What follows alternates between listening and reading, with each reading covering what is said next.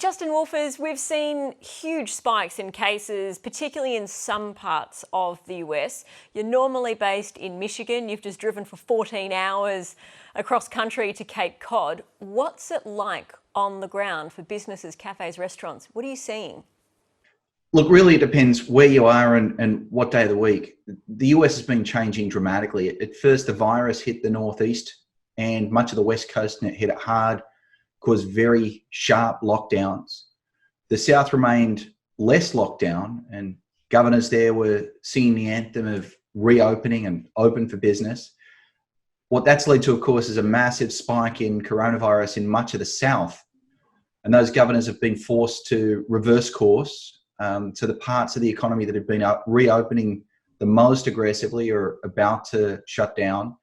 Those parts that followed a path more like Australia with an aggressive early shutdown have seen their cases come down, and things are slowly reopening. Important to draw a distinction between reopening and back to normal. Reopening means a few more things can happen, but life nowhere in the United States looks normal. So what are you seeing around you? Well, the sad thing is how incredibly politicized coronavirus and taking precautions has gotten. So I'm currently in an area of the country that's relatively left-wing for the United States. So everywhere I go, people are wearing masks. Shops have been cordoned off, so they're all one way with big arrows.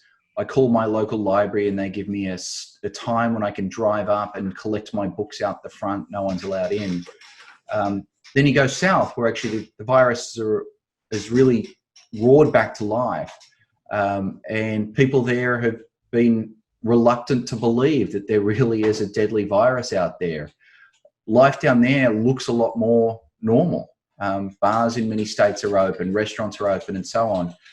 So the economy there was starting from a more natural place, but that's about to change as those numbers are spiking. Recent data that we've seen on the US has come in better than expected. For example, around double the number of jobs were created, as was expected, coming in around 4.8 million.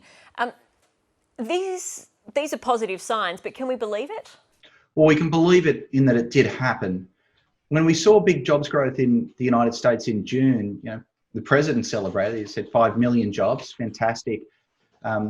One of my friends reminded us we lost 21 million jobs. So if you think about this as a baseball game, scoring 5 runs in one inning is pretty good, but when the other team already has 21 runs on the board, you feel a lot less good about it.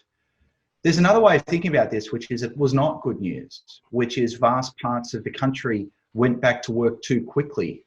And so what we're celebrating today is the reopening of the economy that subsequently caused the rise in coronavirus cases, which is about to cause the next reshuttering of the economy. So what looks like sunny numbers comes with a public health downside, and anytime you harm public health, you end up harming the economy. We've seen, the other thing that's important to realize is the official numbers we've seen most recently are from early in June, which is when the US looked to have the virus under control. It's been the weeks since then that it's gotten back out of control. And if we look at very high frequency daily data on things like how many small businesses are open, how long people are working, things like that, the economy suddenly stopped improving. It may have gone backwards, it may not have gone backwards, but remember, the US economy is an incredibly deep hole. So if you're not improving, you're in a really dark place. Do we need to prepare for data to be much worse coming out of the US? No one knows is the first answer, but a good economist hopes for the best and prepares for the worst.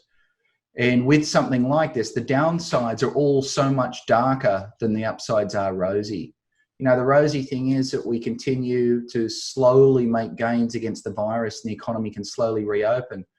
The dark downside is you let the virus out, you get exponential growth in cases, and it requires an extremely strong response, which could clobber the economy. So it's one of those cases where all the risks are on the downside.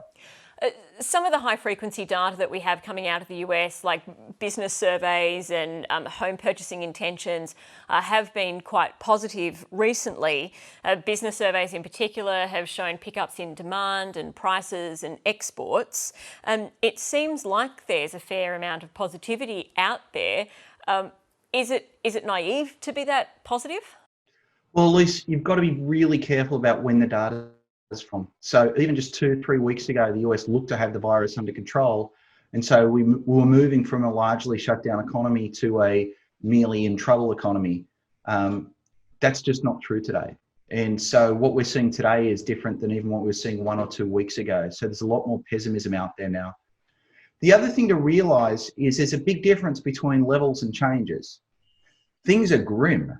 They're really freaking grim, but they're somewhat less grim than they were a month ago. And when you move from incredibly grim to merely extremely grim, that's measured as an improvement. So you've got to be careful. What looks good is the rate of change. What's still pretty terrible is the millions of people out of work. What are the data points that concern you about the US? Yeah, so I think about the US economy as if there's two things going on. There's what I call a suppression. The virus keeps people at home. It forces shops to close, or universities just don't want to accept new students. And the thing about a suppression is, as soon as you stop that, everyone goes back to work and we can recover very quickly. This is not only a V-shaped recovery, it's an extraordinarily rapid one.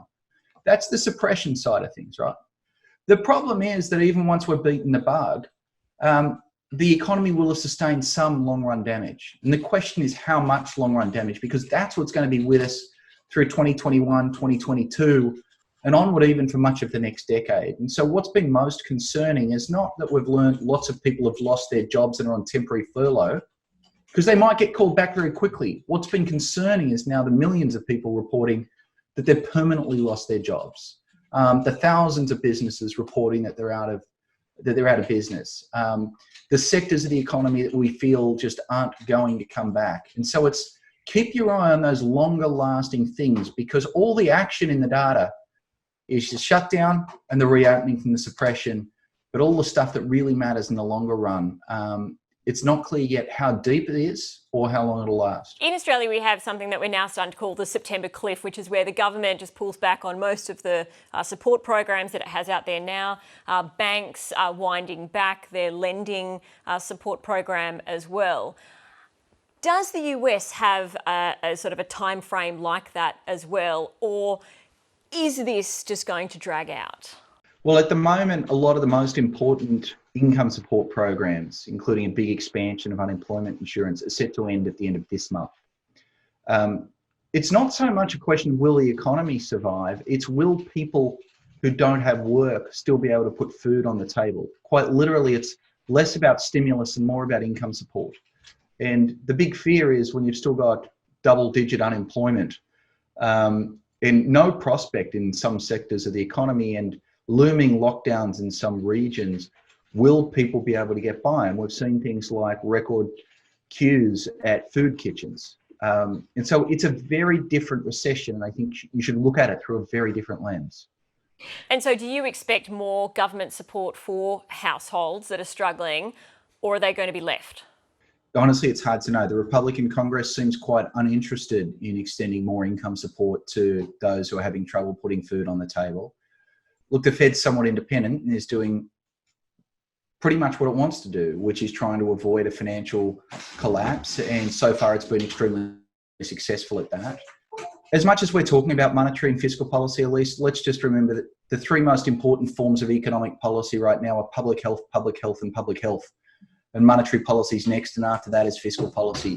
America's most important economic problem is the coronavirus is out of control in some parts of the country, and we're not going to be able to go back to business while that's happening. And so how does all this play out for the US election, which is only months away? I mean, we've got two terrifying things, which is the closer the election gets, the more obvious gridlock is going to become in Washington, as Republicans and Democrats will be unable to agree on anything lest they give the other side a win. And then things don't end on November, on election day. In Australia, we wake up the next morning to a new prime minister. In the US, we wait till January 21.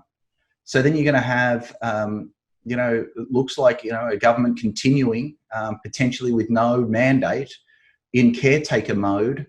And this may not be the most responsible caretaker government you've ever seen. So we're really waiting till February until we see serious policy. And so what does that mean? And I know you're not a market economist, but what does it mean for Wall Street? Because on the one hand, we've got a health crisis and an economic crisis that comes along with it. And then on the other hand, you've got the Fed pumping billions and trillions of dollars into markets, and they continue to rise. At some point, does that break?